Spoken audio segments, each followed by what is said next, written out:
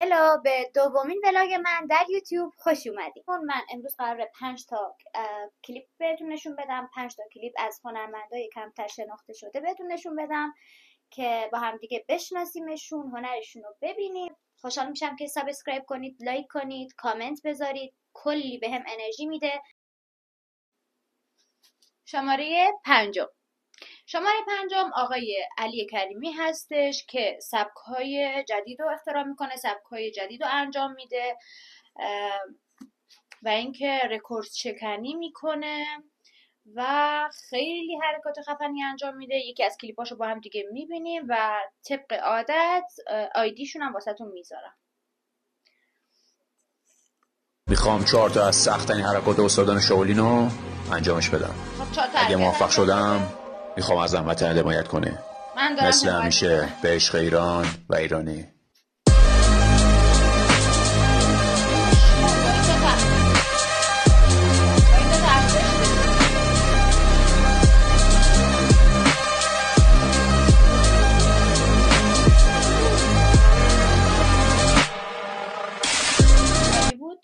خب بریم سراغ 4مین نفر که میشه وازیستا. ولی خب بچه خودش تو بیوی اینستاگرامش نوشته وازیشته، یعنی وازیستا نوشته، وازیشتم هست. حالا دقیقا نمیدونم. خیلی صدای خفنی داره. بریم یکی از کلیپاشو با هم دیگه ببینیم که ببینیم صداش چجوریه.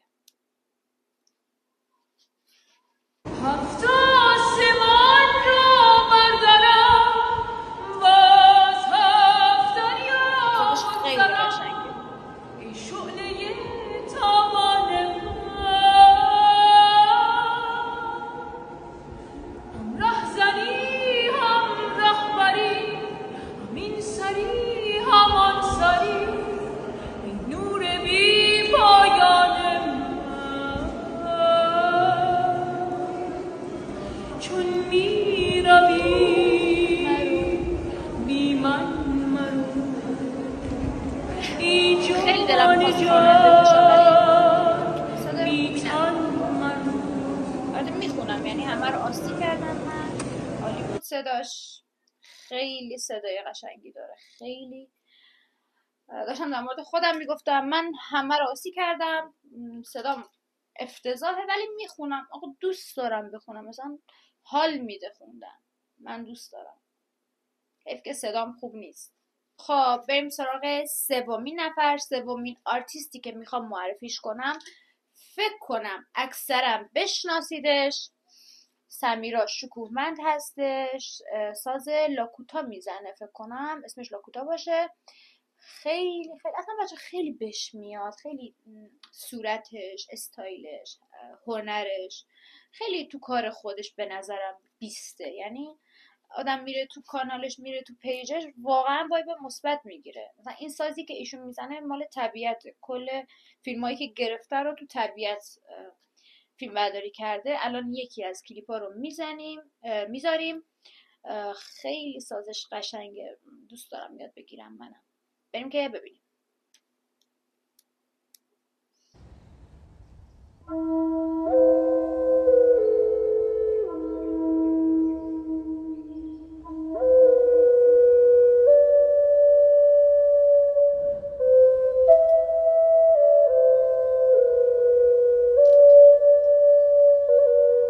خیلی صداش واقعا فرکانسش خیلی جالبه، مثل بقیه سازا نیست.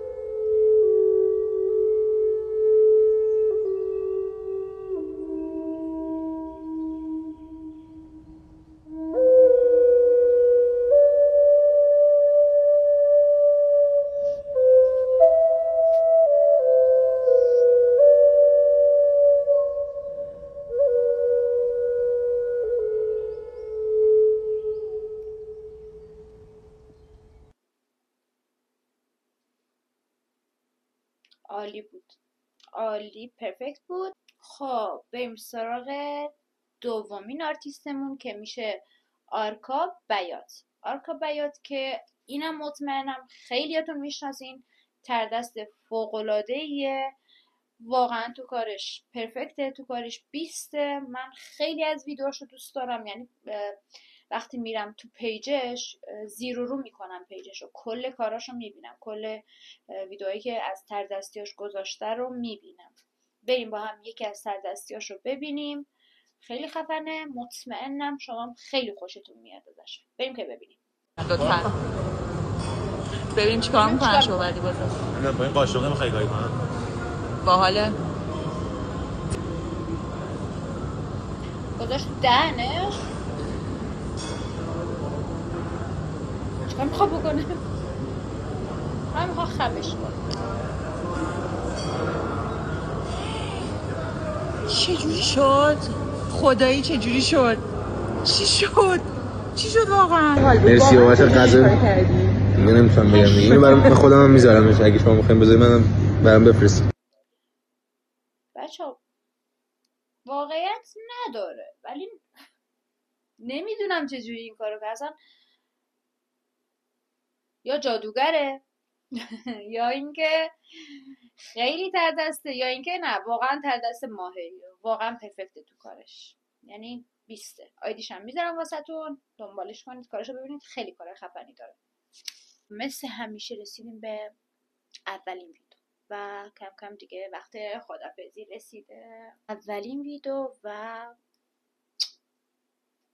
چی بگم از این آرتیست، من چی بگم، یعنی پشمام ریخته به خدا. میرم تو پیجش، واقعا نمیدونم، من کلا دوست دارم هنر رو، خیلی دوست دارم. اینایی که آدمای ماهری هن تو کاری که میتونن انجام بدن، واقعا به نظر من آدمای خفنی هستن.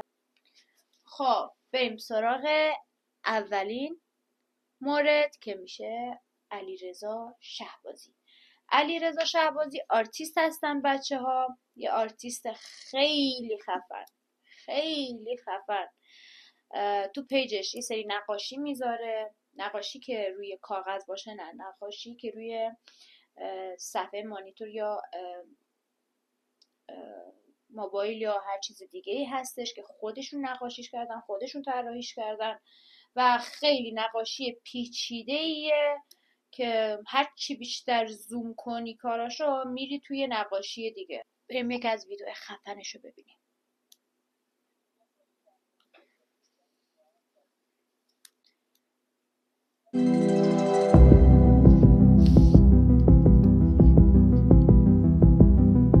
بچه ببینید زوم.